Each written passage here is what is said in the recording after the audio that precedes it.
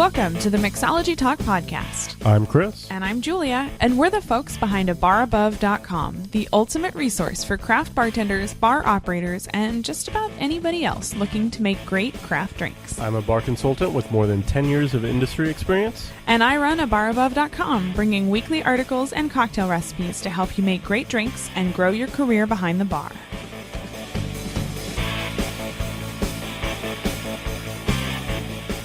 This is episode number 115 of Mixology Talk podcast, and this week we're talking to Matt Seigel, who shares his amazing story of how he reinvented himself and his journey to becoming a restaurant consultant. But before we begin, I'm just going to go ahead and have to apologize, as there's definitely some construction noise in the background during the episode, and I had a little quick edit I had to snip together in the beginning, so I definitely want to apologize for that. But his story is definitely worth these small challenges, so I hope you enjoy.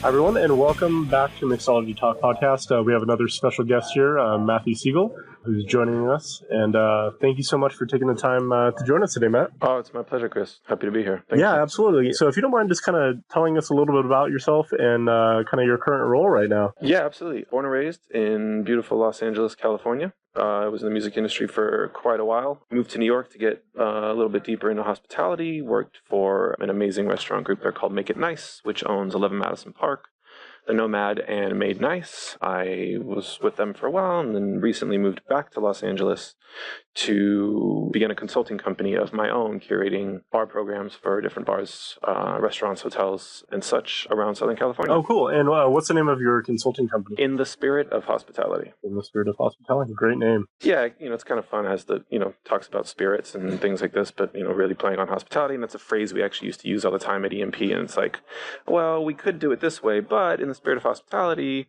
let's do it this way and make it, a little bit better for the guest. Like, well, it should be, and maybe it's a 5-ounce pour or whatever. We'll just pour a couple more ounces or little things like that. It's sort of like that kind of phrase where it's like, yeah, it's more about the guest. So can you tell me a little bit about how you made that journey from bartender to entrepreneur? Yeah, absolutely. I mean, I can certainly shed some light in that world. I think my story might be a little different than, I guess everyone's story is different, but I actually kind of took the hyper speed route, which I don't know is good or bad, but it seemed to work for me. But the word that you use about going from, potentially tending bar to being an entrepreneur, I kind of came from that world originally. So that was always sort of my plan when I got into hospitality. I was in the music industry for a dozen years, on the artist side as a songwriter and a record producer and toured as a DJ for a long time. So I was much more on that side and always just was running my own business in music and was very fortunate to be able to make a living in music, but always really deeply had this love for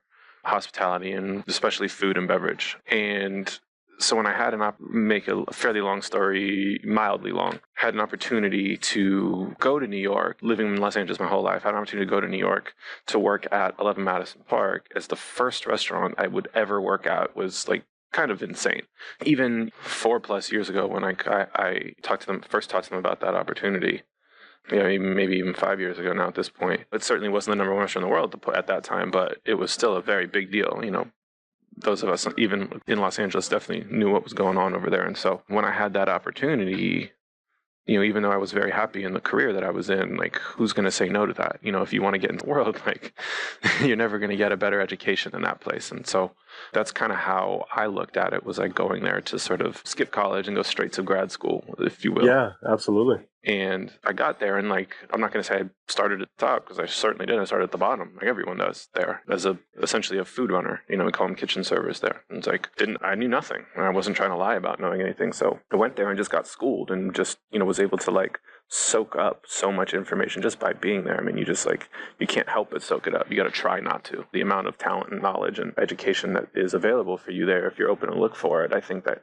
can hopefully go for you anywhere, but especially at a place like that. I just sort of went there looking to learn. It's I'll give you all of myself. I'm going to bust my ass harder than anybody else there because I know that I knew nothing other than my just personal enjoyment, and, was able to kind of work my way up really quickly there. Then, move from the dining room and running food and those things is, behind the bar back for a while. Got to really learn the grunt work of being behind a bar and how to really run a bar at a super high level and really didn't know any other way. And I think that that's what they kind of liked, is they were just like, okay, this guy's willing to work hard. He's like, he knows what he's doing, he's a smart kid. And, we can sort of mold him to be what we want that to be here. And that's kind of how I look at it when now moving forward into, programs of my own. It's like, most people already know how to bartend. I don't teach them how to bartend, but it's all those intangibles that I was able to get by being at a place like that and not knowing anybody, or not knowing that there was a different way. Like, this is the way you do it.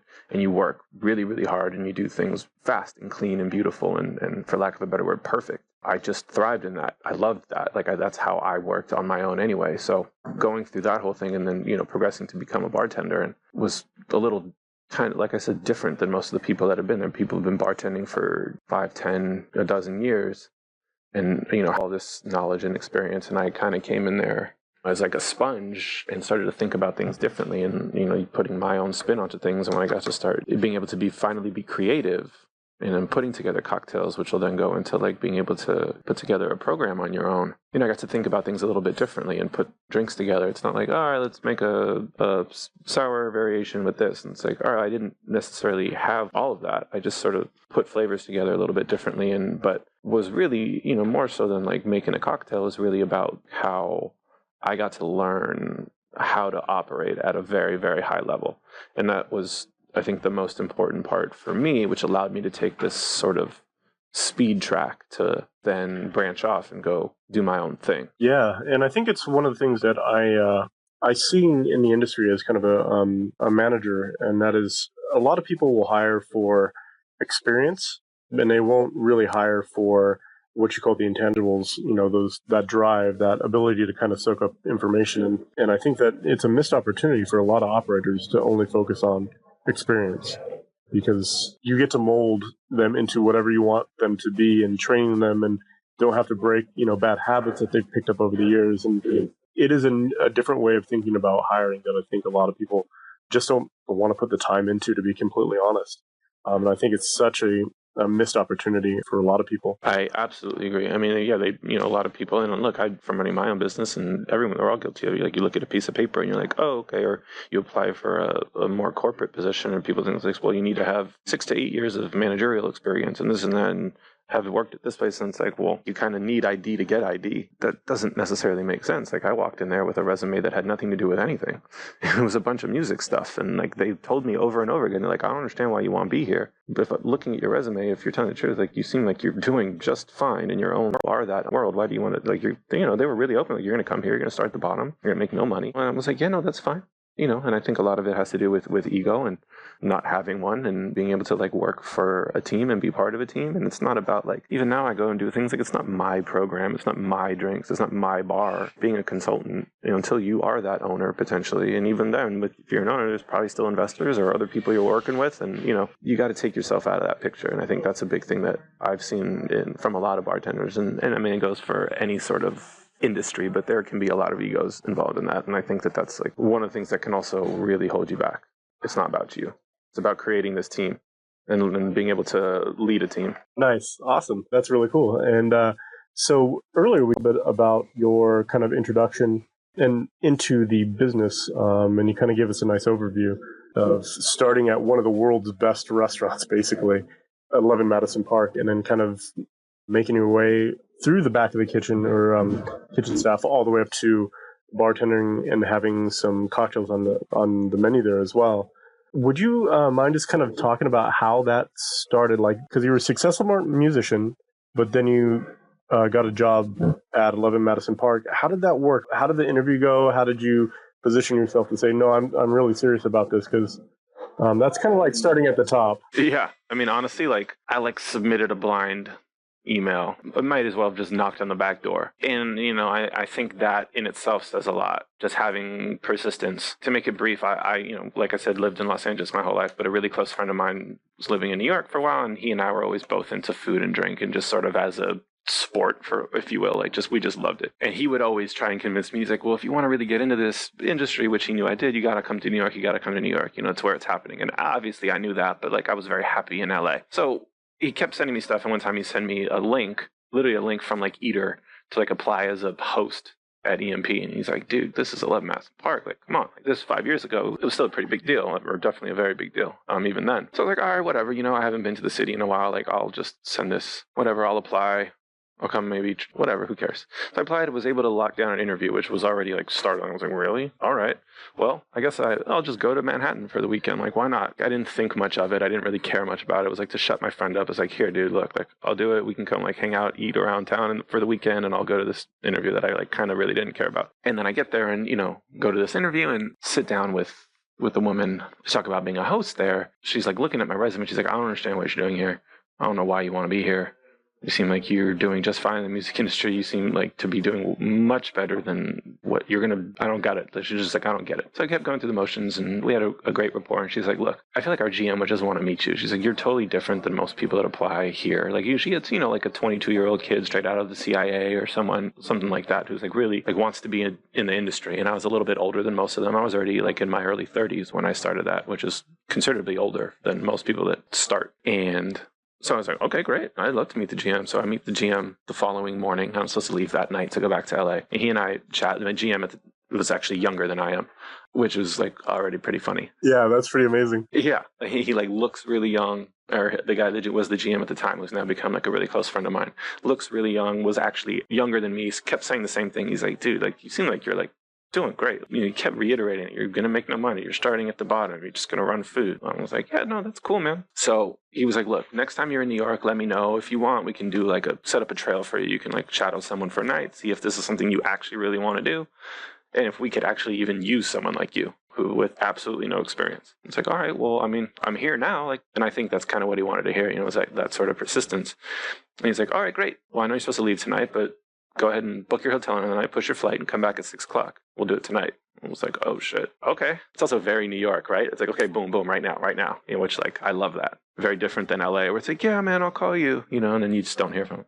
So I did just that. I went back to my hotel, like, booked it for another night, pushed my flight, and I wore a blue suit and, like, brown shoes to the interview. And he, like, looks me up and down. He's like, you have black pants and black shoes, right? And I was like, no, I have one interview. I brought one suit. Like, he's like, great. There's Fifth Avenue. Go buy black shoes, black pants, and come back tonight. It's like, wow, man, this is like no joke. Okay, and like now I'm really in this. Like, I'm not just throwing away money. Just like I was like, all right, now I want to see what this place is all about. Like, this is intense. I'm with it. So I come back that night, do a trail, and it was like super intense, man. Like, I'm getting like pulled off the floor at all times, like being spot interviewed by different managers. I'm inside of this place, which is like a machine, like a beautifully well-oiled machine. And then there's me, who doesn't know shit. Like, literally, I don't know nothing. I have no idea what's going on. And, at the end of the night, GM pulls me in his office. He's like, hey, man, look, like, I'm going to say it again. Like, I still don't understand what you're doing here, but I can tell that you actually want to be here. And I was like, yeah, man, I'm not here. I'm not messing around. I'm not just like throwing money away because I think it's cool to hang out here. I want to do this. So he's like, look, here's what I'll do. You're leaving tomorrow. I really appreciate you pushing your flight. Before you leave New York City, we'll have an answer for you. I'm going to deliberate with the rest of the managers tonight and tomorrow morning. And either way, we'll give you an answer before you leave. I was like, oh, that's awesome, man. And then now, like, this sort of interview thing that I didn't really care about was just like an excuse to come to New York. Like, now I really want this job. I got to like see how these guys work. And it was amazing. They're just like so dedicated and so focused and so precise. And like, I love working like that. So the whole day goes by. I couldn't get a flight till like 9 p.m. The day goes by. And it's finally like 8 o'clock. I'm about to board my flight. And I get an email from the GM. And this is crazy. The San Pellegrino Awards, or what, kind of ranks the world's best restaurants, right? The day that I got offered the job was the day that EMP went from number 10 to number 5 in the world. So I get an email from the general manager of 11 Madison Park being like, congratulations, you've just been offered a job at the number 5 restaurant in the world. And I was like, whoa, shit. Now I have to take this job. Well, what am I going to do? I can't say no now. So I asked to like defer it for 2 months, which they let me do. And I like wrapped my whole life up in Los Angeles, like literally changed my whole life and moved to New York and started working at EMP. Wow, that's crazy. It's a crazy story, man. It's really crazy. Yeah. I jumped straight to the deep end. Yeah. So, I mean, obviously you were successful in music. What made you want to jump into the deep end with hospitality? I mean, because that's a pretty significant transition. I honestly just really, I felt it. It's something that you feel. For those people that I touch, I'm sure you can understand this. It's like something that you, it's just inside of you. I would always, host dinner parties at my house, and I was, cooking for everyone and making drinks for everyone, with no knowledge, just off because I liked to do it. I thought it was fun, and, being fortunate to travel a lot and, stay in cool hotels and eat at cool restaurants, and, I just really enjoyed that. And my brother and I always secretly talked about like opening a bar at some point, you know, because that was always just like a pipe dream of ours. And like, I'm smart enough to know you can't just like throw money at something and be like, oh, I own a bar now, and it's going to just sink. Just like horribly, Right. you know? So I was like, oh, I got to like learn something about this. I can't just like go and do it, you know? And so when this opportunity came up, and really, I got a little tired of working in the music industry a little bit, and not to sound jaded by it, because I was, like I said, fortunate to do well and be able to live off of music, which is an amazing feeling. But the way that a lot of people work in that industry is it's fairly cutthroat. It's a lot of like, what's mine is mine, what's yours is mine. I just don't really like to operate like that, where like the idea of hospitalities and restaurants and things like this, it's like, it's all about giving, you know? It's like, I want you to come to my house. Let me give you this food. Let me give you this drink. Let me share this with you. It's about ours, as opposed to like everyone's trying to put their hands in everyone's pocket. It just felt right. It was like pouring out of me. And I felt like I found that way to share that. All right. No, that's great. Because a lot of people, and I'll just be completely honest, get into the business because they just need money. They just need a job. Yeah, for sure. And I think I went about it backwards, where it's like people work in a restaurant to fund their music career. And I was like I was, you know, making music to fund my, you know, try and start a hospitality career. No, that's awesome. Yeah, no, it's a little bit backwards, which is great though. You know, it shows how much dedication you have towards it. You're like, oh man, I checked that box. I did really well at it. But I really want to do this, and I can't explain why, but I got to do it. Yeah, I mean, the way I feel about like a lot of artistic or creative people is like we have, all of us, like anyone, we have more than one interest, right? Like there's more than one thing that is inspiring to you or that you want to try. I was like, I just want to try it. And then I ended up just really falling in love with it. Yeah. And so you worked with EMP for how many years? How long were you there for? 3 years. I was there for 3 years. And then as well with Nomad, does that include your time with Nomad? Yeah, so the last, I would say about 10 months, I was actually bartending simultaneously at EMP and Nomad. I'm one of only 3 people that have ever done that, and it's fucking hardcore, man. It's really intense, but it was an amazing learning experience and like one of the best times of my life. Like I loved it. I got my ass kicked every day. It was great. Nomad's is really intense place. It's an amazing, one of the most incredible bars in the world, but it's very demanding. Yeah, and because they, how many years ago did they win #1 bar in the world?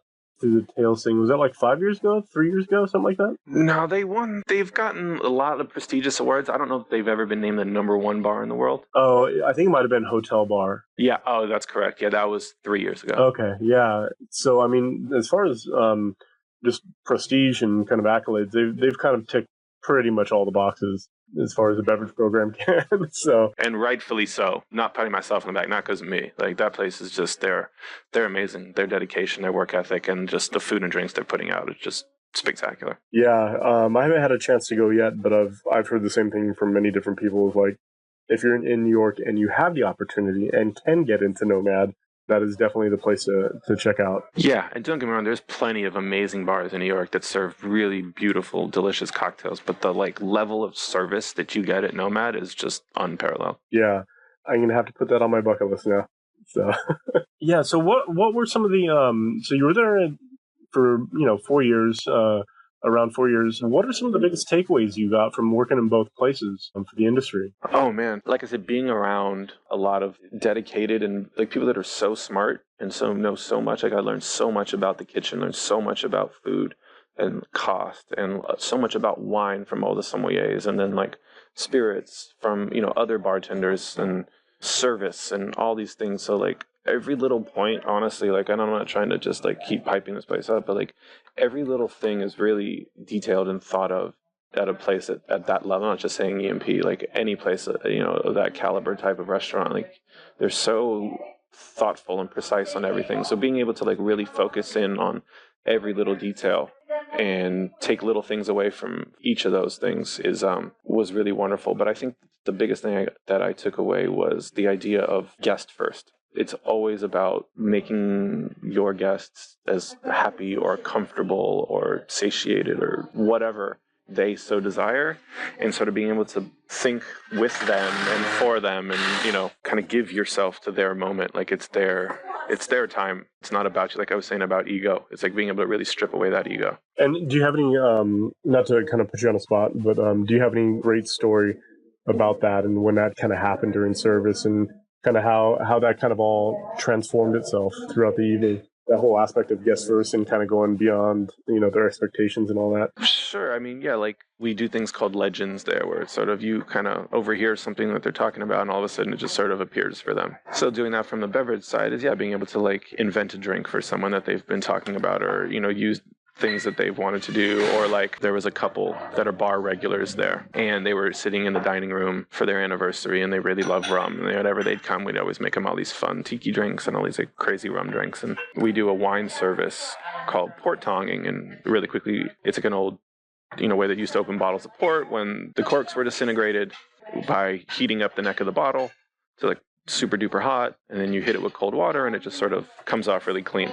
And we do that as a sort of tableside service for guests who buy really nice bottles of wine, or maybe it's a special night for them or whatever. So I got to do that so our wine director comes up to me that morning and was like, hey, so their names are Jill and Randy. It's like, Jill and Randy are coming in for their anniversary. Do you want to port tong a bottle of rum for them? It's like, yeah, absolutely. And the best part about that is like, there is no need to ever port tong a bottle of rum. Like you just unscrew the top. There's no need for it. But the fact that it's like, we would also do a Manhattan cart. So like we'll roll a Giordano over to your table and we have a menu with like 7 different Manhattan variations. You get to pick one and we'll make it for you at the table. So I got to do this sort of hybrid port tong. So I port tong, they completely unnecessarily port tong this bottle of rum for them, then use that bottle of rum to make them cocktails at their table. And it was just this service that's the only time that's ever happened in that restaurant, ever. And it was just this sort of like, oh, hey, you want to go do this? Seemingly calm and lackadaisical. I was like, oh, yeah, great. It's just so culturally. It's like, oh, yeah, that's just whatever they want to do. And I'm in the middle of service. And during lunch, I was during a lunch service. I'm the only bartender.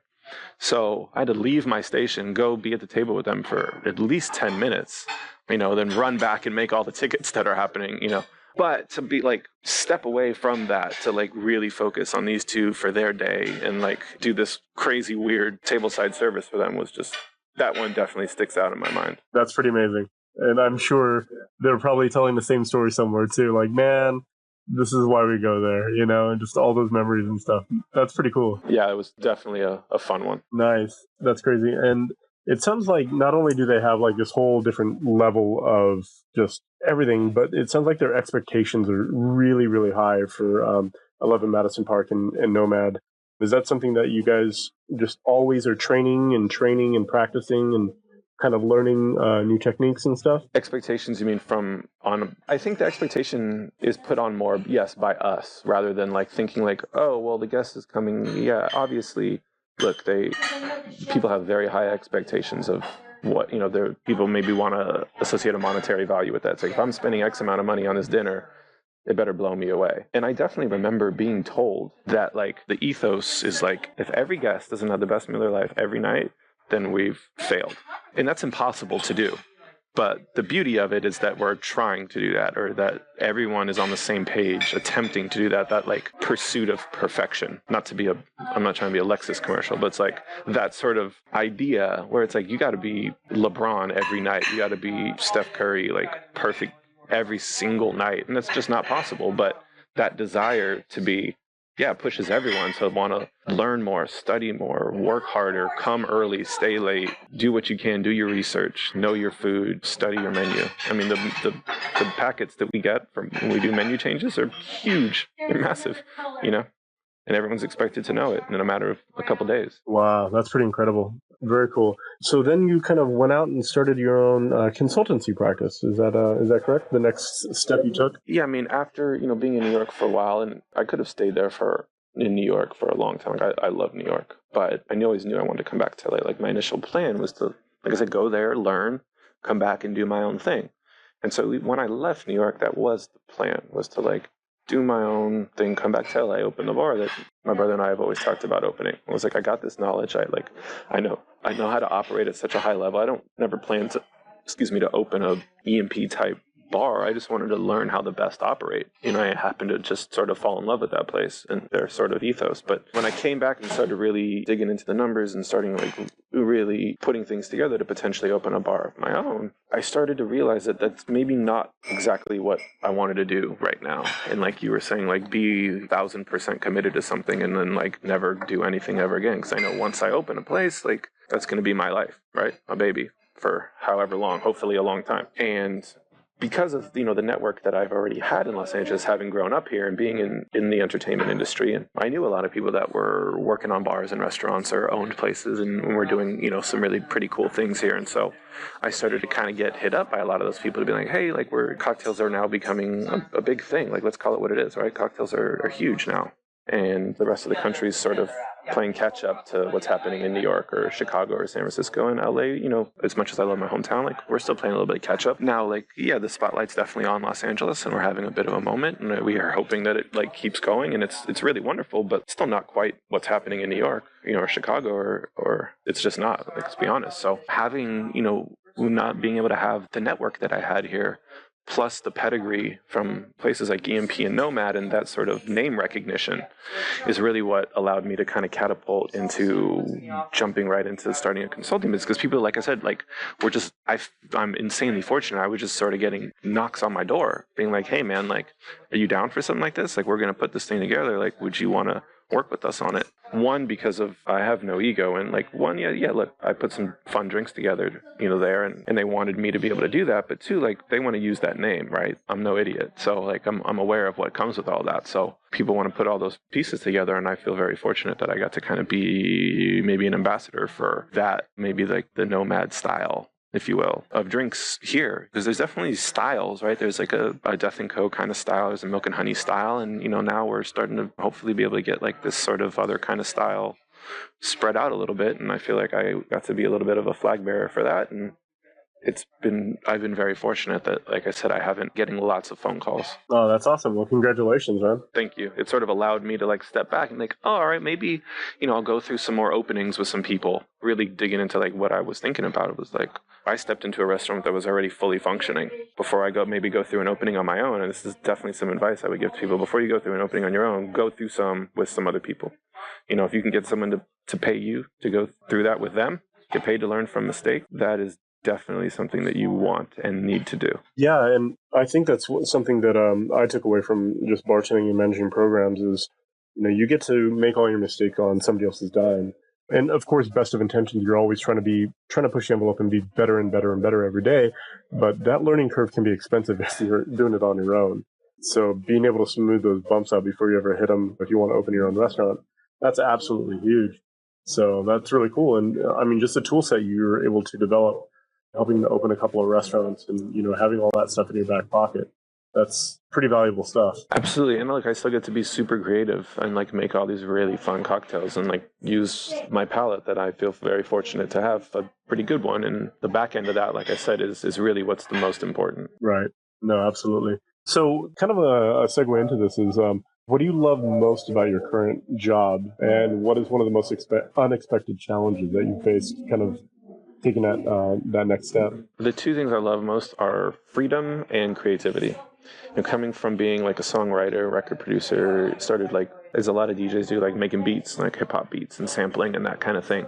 And that's sort of really translated into like making cocktails. It's honestly like, I see it as I use the exact same part of my brain, like where it's like, sampling is I could take a piece of this song, a little piece of this, touch that, even like the same terminology, right? Color, frequency, flavor, texture, right? Those sounds that you use when you're crafting a track is the same thing that you're using when you're crafting a cocktail. And literally like I'm making it with my hand, and instead of putting it in your ear, you're putting it in your mouth, so like I still get to like get those creative juices out. I just let them out in a different way. So that is really rewarding. Like I, as someone who kind of has the soul of an artist, like I need to be able to let that out. But then the freedom that comes along with it as well is like not having to work service, not having to stay early and do managerial type stuff, P&Ls, and being on email all day long and like whatever other things you got to deal with, putting out fires. Get to kind of bounce around and be part of all of these new things that are happening, and like step in, put your touch on some things, work with people, and being able to like work on a lot of different things simultaneously if you're able to have that type of bandwidth. And that's sort of, as an entrepreneur, was like how I've always been used to working. So that kind of makes sense for me. And like I really enjoy having that freedom and not necessarily having a set schedule. But if you're not that type of person, that can be tough. And that's something you really need to be in. You gotta really know about yourself. If you're really a self-starter and you really can like, this is like, when you're working for yourself, like if you're not working, you're not working. It's not like you got that paycheck coming in. Those are definitely the two things that I love most about, is like having that freedom and being able to pick up and leave and, work wherever I need to work and be in whatever city I need to be in and all those things. But the biggest difficulties that I found starting out were, one, like I keep going back to this, like dealing with egos of people, dealing with people. A consultant is not unlike being a record producer, where you're just sort of taking all these things and putting them together, right? And like harnessing this talent and allowing it to happen. When I train a team for an opening, I'm not training you how to bartend. Like, let's call it what it is. Like, most of these people have probably been bartending longer than I have. Who am I to tell you how to hold your jigger and, how to build by the round? Like, those are things you should probably know how to do. I'm not here to like teach you bartending 101, but it's the intangibles that I was able to learn about guest interactions and 5 tickets station clean and working clean, and being able to multitask, how to interact with the guest while you've got 5 tickets behind you and someone's trying to pay, like how to handle all of those things and how to represent whatever this restaurant, bar thing, whatever it is you're working at, to the best of your ability, and how to really display what this place is trying to display, and really getting everybody to be on the same page about that, I found is one of the more difficult things, because like I said, I came from a place where everyone was already on that same page. Everyone wanted to win. Everyone was like going for the championship, for lack of a better phrase. Not that we're like looking for a trophy, but like wanting to just like be the best. And so, like you said, a lot of people get into this business, especially bartending, just because they want some cash. Like, they don't really care. So being able to like harness that mindset and get everybody on the exact same page, I think was one of the hardest things, not how to shake a cocktail. Right. And how do you kind of jump over that hurdle? Because I know in my career, I've definitely had to tackle that same exact issue. And, each account is going to be a little bit differently. But is there anything that you do to just kind of like break down that barrier and say, look, this is the common goal we're all going to be working towards, and get everybody kind of inspired to do it? Yeah, I think leading by example is definitely a really big one. Is like showing them like, hey guys, like I'm going to be here early. I'm going to work super hard. I'm going to make sure you've got all the tools set. Like, I'm going to make sure that you're put in the best position possible. I'm going to bust my ass to make sure that you've got everything that you need. I need you to meet me halfway, and show them like I'm not just like, because so many people are just like, oh well, I want to just be a consultant, aggressive person, like make some cocktails and bounce. Like that's not what it's about. You're never gonna survive if that's how you work. So really leading by example, and then honestly, like being firm. I'm really chill. Like, I'm a pretty mild mannered guy, but sometimes like you need a little tough love. Like, I think that was definitely tough for me too. Like, I'm not an aggressive person by nature. But in order to get a point across sometimes, like, especially when you're, in the shits in service or something, or like you're pushing towards an opening, like, it's going to get intense. You got to be, strong enough to like lead your team and tell everyone like, hey, like you're doing this wrong. Like, this needs to change, not just kind of going with the flow. So yeah, I think that like leading by example and just like really being firm are two things that you kind of have to be. You're just going to get rolled over. Yeah. And I think that's just some things that can be easily forgotten just in a day-to-day restaurant service and bar services, just setting that expectation and holding that expectation. Because there's always going to be instances where, it doesn't make sense. And there's circumstances, but holding that firm line of, this is about the guest, this is why it, impacts them, and this is why you need to change.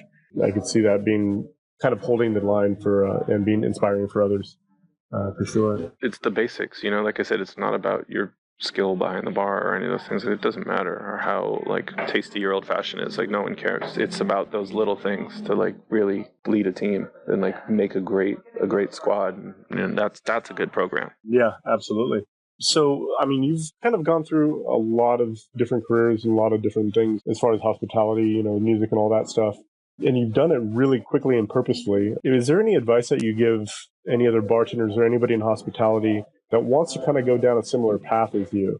Anything that you would recommend to them? Just like be bold, jump off the cliff. Moving to New York was like one of the craziest things I've ever done. Definitely, now looking back, the best decision I've ever made. But like, I definitely had a lot of people in music that were like, you're going to go do what? Like, you're going to go be a waiter? Like, I don't understand. What the fuck are you talking about? We've got projects to work on. Like, you can go on tour. Like, I don't understand what you're doing. Having that sort of, for lack of a better word, like the balls, not in a male sense, but like the guts to like go and just go for it. Like if you've been tending bar for a really long time and you want to make that transition, you're not going to make that transition by continuing to tend bar and like complain about it.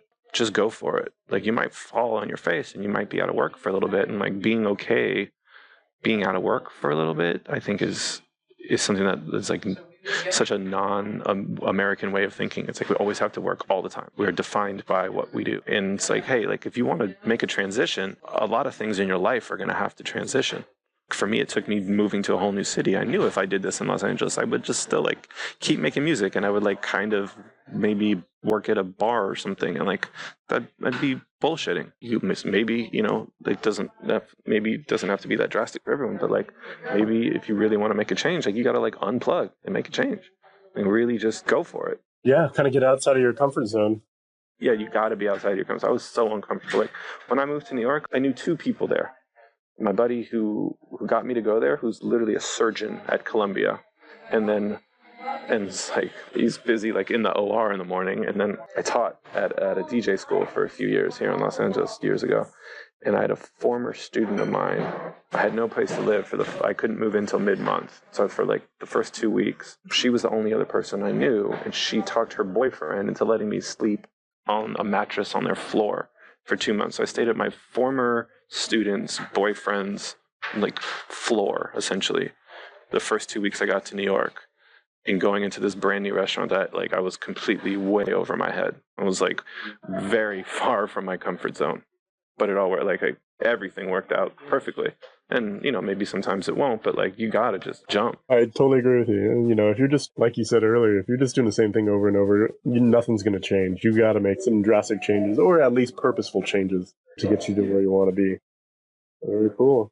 So, no, thank you for your time. But I want to ask you a couple last questions. What are you working on now? And like, what are you excited about in the future? I'm currently working on a Mexican place called Petite Taqueria with a group here in Los Angeles called the H-Wood Group. They own a couple places called The Nice Guy and Bootsy Bellows. The first project I did with them was a restaurant called Delilah. I did the program with them, and now we're working on another place together. I'm going to be opening a wine bar in East Hollywood, so kind of like Silver Lake, East Hollywood area, where we only have a wine and beer license, and it's sort of like South of France kind of vibe. Seafood, raw bar, and definitely lots of rosé, huge patio, outdoor, like really kind of chill, sexy vibe. But I'm going to be doing an entire malt liquor cocktail program there, which I'm like super excited about, which is going to be so fun. That's pretty cool. Yeah, like this really playing off this sort of high-low thing where it's like really high and like interpretations of really beautiful classic cocktails, and the drinks are obviously going to be beautiful and delicious, but like using kind of quote-unquote lower-grade spirits, so like Thunderbird and Dry Vermouth Caipirinhas, and like sake and Boone's Farm Pina Coladas, and super fun things like that. Gruner Veltliner and Strawberry Hill Bloody Marys, like really funny things. They still make that stuff? Oh yeah, you gotta go to a specific place to find it, but it kind of plays to that neighborhood, you know. That's really fun. Then I'm E&P they're closing for the summer to renovate the restaurant, and they're doing a pop-up in the Hamptons for the summer. So I'm going to go out there for a part of that time and bartend with them, just to be out there with the family, because that's just sounds like too much fun to pass up. And then after that, I'm getting back on board with the Nomad team. We're going to be opening a Nomad here in downtown LA. No kidding. Mm-hmm. Yeah, it's under construction right now. Yeah, we're hoping to open fourth quarter this year. That's really cool. Yeah. Lots of irons in the fire for sure. Oh, and I'm fortunate. Like I said, they keep coming, and I'll never take any of that for granted. Like I love to work. I want to do it as much as I can. There's a couple other projects in the works that haven't not necessarily need to talk about at the moment, but I feel very fortunate that there's a lot of fun things going on, and like LA is primed for some good things to happen. No, that's awesome, man, and definitely congratulations on everything, man. It sounds great, and if somebody wanted to get in contact with you, what would be the best way, like for consulting, or Facebook or Instagram or any of those platforms? I do have social media. I feel bad that I really don't use it. I know that it's a great tool. I'd honestly just like rather give out my email. Like if you want to reach out to me, just send me an email. Like I'm old school, man. All right, man. Well, thank you so much. Anything else that you're excited about besides the warm weather in LA? Oh, I'm excited about just summertime in general. I just like to kind of chase the sun. So no, I'm a happy guy, man. Life's good. Cool. Well, thank you again, Matthew, for your time. And we'll put some links on how to contact him in the show notes. And definitely keep us up to date on your openings and all that, man. Absolutely, Chris. Thank you, man. It was a pleasure. I appreciate it. Thanks, Matthew.